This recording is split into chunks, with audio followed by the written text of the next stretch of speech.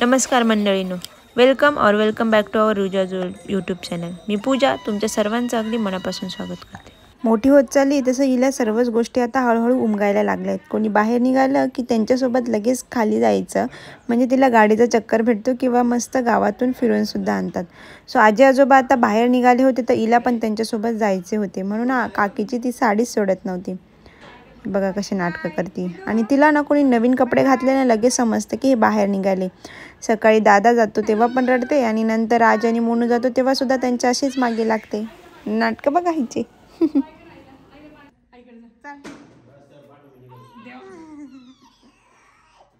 आजी आजोबांनी नेलं नाही म्हणून रडून थकली आणि मग हिने असं मस्त डोक्यावर हात ठेवून झोपण्याचा निर्णय घेतला. Cut to direct evening. तर तो दिवस होता दिवाळीच्या सुट्टीमध्ये मी आले आहे माझ्या माहेरी आणि तो दिवस होता आमच्या इथे तुळशीच्या लग्नाचा. तर मामाला तर काही तुळशीला सजवायचं जमले नाही आणि आई तुलाही आता जमणार नाही म्हणून तू राहू दे, मीच तुझ्या आधी सजवून घेते, म्हणून माऊसुद्धा मला हेल्प करू लागत होती. तर नमस्कार मित्रांनो, तुम्ही बघू शकता आता तुळशीच्या लग्नाची तयारी चालू झालेली आहे. तर इकडं ही दिदी तयार होती आणि इकडं या आमच्या माताश्री तयार होत आहे. तर भेटतो तुम्हाला थोड्या वेळात, खाली जाऊन तयारी दाखवतो.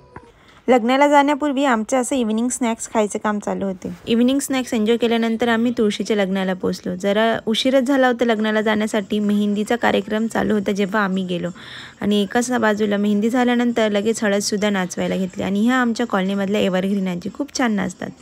सर्वच जण मस्त नाचत होते आणि मस्त बाळकृष्णाचे लग्न तुळशीसोबत लावणार होते. सो सर्वात आधी हळद नाचवल्यानंतर श्री बाळकृष्णांना हळद लावून घेतली आणि मग वेळ होती माता तुळशीला हळद लावण्याची. इकडे तुळशी माता मस्त सजलेली होती, छान अशी नवरीसारखी तयार झालेली होती आणि नवरीकडचे लोक मस्त नाचत होते डीजेवर. आणि ह्या नवरीच्या छोट्या कलवऱ्या. आमची रिदूसुद्धा ह्या गोष्टी खूप एन्जॉय करत होती. आणि इकडे मांडलेला होता नवरीचा रुखवत. किती छान छोटेसे पितळी भांडे, बैलगाडी, गोमाता, त्यानंतर दिवाळीचे जे फराळ आहेत ते, यांसारख्या बऱ्याच गोष्टी इथे छान सजवलेल्या होत्या. त्यानंतर कॉलनीतल्या सर्व मामी आजी, मावशी आजी, काकी आजीसोबत आमची रिदू मस्त डान्स करत होती. तिला हे सर्व बघून ना खरंच खूप आनंद होत होता, परंतु मध्येच जर तिने मला बघितलं ना तिला लगेच रडू यायचं. जोपर्यंत तिला आई दिसत नाही तोपर्यंत ती कोणाकडे पण छान खेळणार, पण आई दिसली तर तिला आईच पाहिजे, असे आमच्या हृदयाचं. मस्त हळद एन्जॉय करत होते, एकमेकांना मस्त गालाला हळदी लावत होते आणि असा हळदीचा हा सुंदर असा कार्यक्रम इथे हसत खेळत चालू होता. या सर्वांमध्ये आमच्या सुंदरीचंच म्हणजे माझ्या रिजूचं आवडतं सॉन्ग सुंदरी सुंदरीवर, यावरती खरंच खूप भारी डान्स करत होती. But I miss to click that shot. वधू पक्ष आणि वर पक्ष दोघेही मिळून या लग्नाचा पुरेपूर आनंद मस्त घेत होते. हळद लागून झाल्यानंतर पुढचा विधी म्हणजे पोयते विणणे. आणि जसं की तुम्हाला माहीतच असेल, तुळशी विवाह हा विष्णूचा तुळशीशी विवाह लावण्याचा एक मस्त उत्सवच आहे. कार्तिक शुद्ध एकादशीपासून ते कार्तिक पौर्णिमेपर्यंत आपण तुळशी विवाह करतो, ज्यात माता तुळशीचे लग्न भगवान विष्णू म्हणजे शालिग्राम यांच्यासोबत लावले जाते.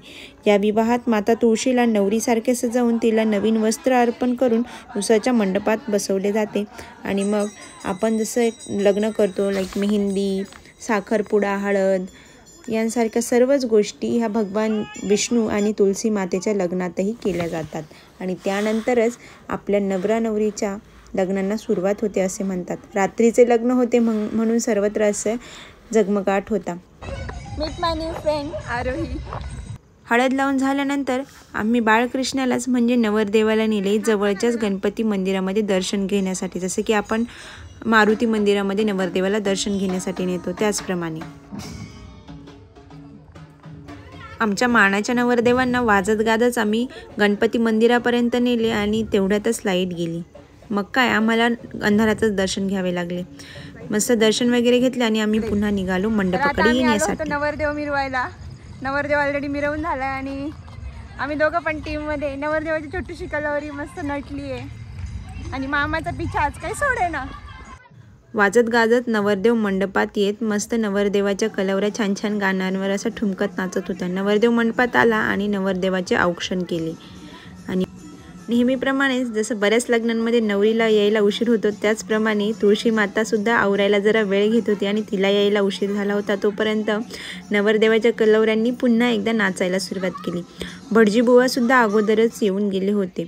भटजीबुवा आल्यानंतर सर्वांनी पुन्हा एकदा छान फोटोशूट केले नवरा नवरीसोबत आणि मग नवरा नवरीचे मंडपात आगमन झाले आणि मग सुरू झाले पूजाविधीचे कार्यक्रम. चला तोपर्यंत मी तुम्हाला सांगते तुलसी विवाहाची कथा. प्राचीन काळात जालंधर नावाचा एक राक्षस सर्व दिशांना उत्पात करत होता. त्याची पत्नी वृंदा ही पतिव्रता होती. तिच्या प्रभावामुळे तो सर्वव्यापी होता. परंतु जालंधर नावाच्या या राजाच्या उपद्रवामुळे सर्व देवगण अतिशय त्रस्त झाले होते आणि ते प्रभू विष्णूंकडे संरक्षणासाठी प्रार्थना करू लागले. त्यामुळे विष्णूंनी वृंदाईचे पतिव्रता धर्मभंग करण्याचा निश्चय केला. एकीकडे वृंदाचे सतीत्व नष्ट झाल्यामुळे देवतांशी युद्ध करताना जालंधराचा मृत्यू देखील झाला. या प्रसंगामुळे वृंदेने रागात विष्णूंना श्राप दिला की माझे सतीत्व भंग केल्यामुळे तुम्ही दगड व्हाल आणि त्या दगडाला शालिग्राम असे म्हणतात. तेव्हा विष्णू म्हणाले की हे वृंदा, तुझ्या सतीत्वाचे फळ म्हणून तू तुळस बनवून माझ्यासोबतच राहशील आणि माझ्यासोबतच तुझा विवाह जो लावेल ना त्याला खूप पुण्य लागेल. तेव्हापासूनच भगवान विष्णू आणि महालक्ष्मीच्या विवाहाचे प्रतीक हा तुलसी विवाह मानला जातो. मी सांगितलेली तुलसी विवाहाची कथा तुम्हाला कशी वाटली हे नक्की सांगायला विसरू नका. तर मग मस्त आता इकडे पूजा झाल्यानंतर माता तुलसी आणि भगवान शालिग्रामांचे लग्न झाले आणि सगळ्या लहान मुलांनी मस्त फटाकेसुद्धा वाजवले आणि त्यानंतर आम्ही देवांची आरती करून घेतली. तर आमची हृदया बघा विठ्ठल विठ्ठल करते. सर्वजण टाळ्या वाजवत होते म्हणून तीसुद्धा त्यांचं बघून टाळ्या वाजवायला लागली. देवाच्या लग्नाला सगळ्यात छोटी अशी कलवरी मस्त परकर पोलकं घालून खूप छान रेडी होती आणि खूप एन्जॉय करत होती. खरंच टचवूड. आणि हो मंडळींनो, तुम्हाला अजूनही एक गोष्ट माहिती पण असेल की देवठोणी एकादशीला भगवान विष्णू त्यांच्या योगनिद्रेतून जागे होतात आणि त्यानंतरच शुभ कार्याला सुरुवात केली जाते. म्हणजेच अर्थातच तुळशीच्या लग्नानंतरच आपल्या लग्नांचा शुभमुहूर्त काढला जातो. तर मस्त तुळशीचे लग्न झाल्यानंतर सर्व पाहुण्यांनी पोट भरून असं जेवण केले. तोपर्यंत आम्ही नवरा नवरीसोबत असं छान फोटोशूट केलं आणि छोटी कलवरीसुद्धा मस्त नवरा नवरीच्या मागे मागेच मिरवत होती. जेवणाला होते मस्त मसाले भात, कढी, चपाती आणि ठेचा आणि मस्त असं हसत वाजत गाजत देवाचे लग्न पार पडले. तर तुम्हाला हा व्लॉग कसा वाटला हे नक्की कमेंटमध्ये सांगा आणि व्लॉग आवडला असेल तर लाईक, कमेंट, शेअर आणि सबस्क्राईब करायला विसरू नका. Thank you for watching. भेटूयात पुढच्या व्लॉगमध्ये.